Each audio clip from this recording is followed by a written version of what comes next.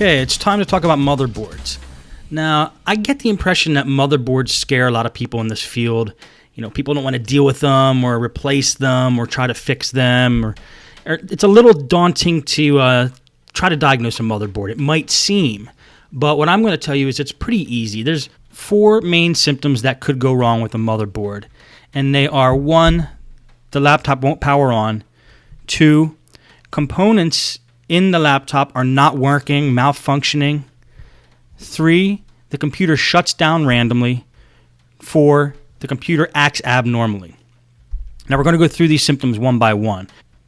There could be more symptoms, but these are the ones that I found in my experiences. Now, number 1, computer won't power on. You got a laptop that doesn't power on. How can you tell if the motherboard is bad? Well, you just ask yourself, why else wouldn't a computer power on? Number 1, if it's on battery power, the battery's dead or the battery's bad. And number 2, the AC adapter could be bad. So let's rule out number 1. Pull the battery out. Keep the battery out of the computer for this test. And then take your AC adapter and check the voltage with a voltmeter. And I'm going to show you how to do that right here. You just use a regular voltmeter. And what you want to test for is voltage. I'm going to put the meter at 20 volts. And you take the tip, the power jack tip. You hold your black, your negative on the outside of the tip. And you put the red on the in the hole on the inside of the tip. Be very careful not to touch the red and the black and the tips together, otherwise it'll create a short circuit. Now you can't see it probably on that video. Oh, there you can. 19 volts. Just about 19 volts. So we know the power adapter works. Now, just to make sure, you could take the power adapter and kind of bend it around a little bit and make sure that it's making a good connection. Let's see. I'm going to do that right now. Okay, I'm still getting 19 volts, and I'm moving the power adapter around a little bit, jiggling it around, making sure that there's no crimps in the wire. Okay. Even though I jiggle it around, it's still moving around at 19 volts. So we know the tip is good. A lot of times, you know, the tip will break, like right in this area here, and you won't get that 19 volts after you do that, after it's broken. So instead of just taking the whole computer apart and finding out it has a perfectly good power jack, test the power adapter first.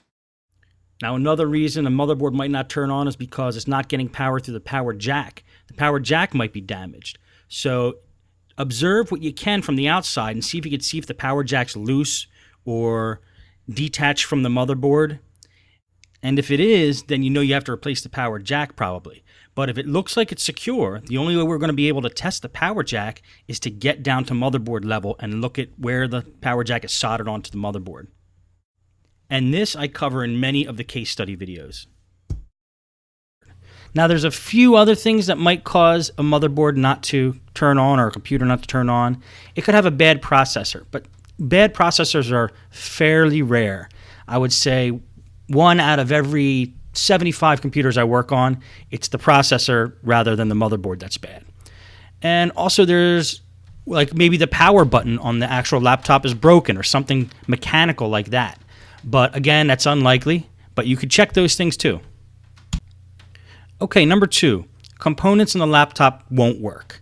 For example, a CD drive or a wireless card don't show up in Windows or they're not working properly. Well, that could possibly be a motherboard, but the way to test that is to replace that component. If your CD drive's not working, replace the CD drive. If it's still not working, maybe the CD drive controller on the motherboard is bad. I've had that happen on a couple Toshiba laptops I worked on. I bought a brand new CD drive, put them in, it's still not working, still wasn't recognized by the BIOS, and it was a bad motherboard.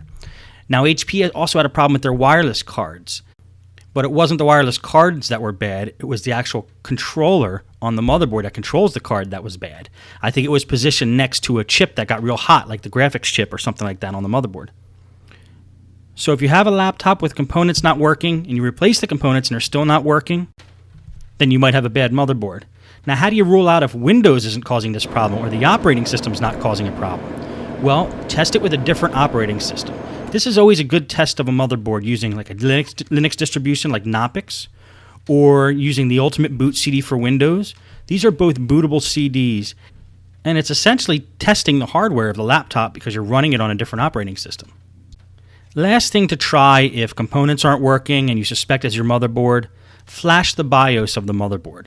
Maybe the BIOS got corrupted somehow, and since the BIOS is handles the basic functions of a computer, maybe it's not doing its job and causing some abnormal activity in the computer.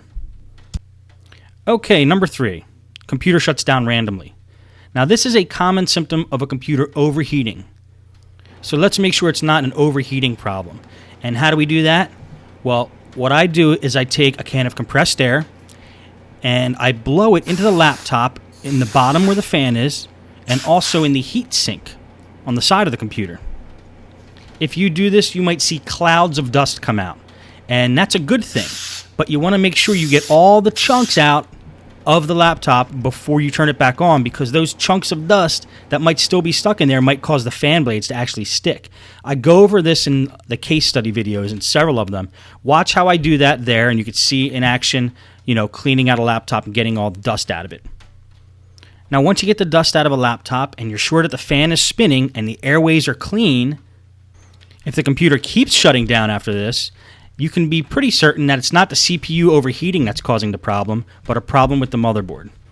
I've had systems where I opened them up, I made sure all the airways were clean, I made sure that the heatsink was making a good connection with the processor, put it all back together, and the computer still powered down. It turned out it was a bad motherboard. Okay, number 4, the computer acts abnormally. It blue screens, things aren't working the way they're supposed to, it doesn't boot up every time, it doesn't boot up at all sometimes. Now first I want to make sure it's not Windows that's causing a problem, so again, we're not going to deal too much with the software side, so do all your Windows fixes and make sure that Windows isn't causing a problem. Or, like I said before, just run Knoppix, which is a great Linux distribution, the Ultimate Boot CD for Windows, which is also great, and then you'll know Windows isn't the thing that's causing the problem. Then, if you're still having problems with the computer acting abnormally, start taking out components one by one. Take the hard drive out. You could do that if you're running it from a live Linux distribution. Take the RAM out. Replace the RAM, maybe with a stick of RAM that you know is good that you have around in the shop. Take the wireless card out. Take the CD drive out. And start taking components out one by one and get the motherboard down to basics like CPU, one stick of RAM, motherboard, and power. And hook up the screen and just make sure that it goes on. But break it down to basics so you're sure that it's not a component that's causing the problem. So once you have it all broken down to basics and you're sure Windows isn't causing a problem, then it's probably a bad motherboard. Okay, so it's a bad motherboard. Now you need to buy a motherboard. Where do I buy my motherboards? You guessed it, on eBay. I love buying on eBay because you got a great selection. You can buy from multiple sellers and you usually get the best price. Now, the way to search on eBay for a motherboard is first try to get the model number off of the motherboard itself if you can. If you have access to the motherboard, you already took the computer apart, get the model off the motherboard and do a search for that motherboard. If you're not at that point and you still need to order the motherboard, you could type in the model number of the computer you got the motherboard out of and do a search that way. Like, let's say if it's a Compaq M2000, just type, in eBay, Compaq M2000 motherboard, and do a search like that. The problem with doing a search like that, though, is, for example, HPs have like a DV6000 model, but there's actually like 100 different submodels in the DV6000 series, and some of them have different motherboards than each other. Like, say there's a DV6310 US or DV6425. So that's when you have a computer like that, it's a little dangerous to search for a motherboard just by model number of the computer alone. I've gotten burned on that many times myself, and so it's best just to pull the motherboard out and look on the motherboard and get the model off the motherboard and do a search to buy one using the model number of the motherboard. Now that leads to the next question. How do you get the motherboard out?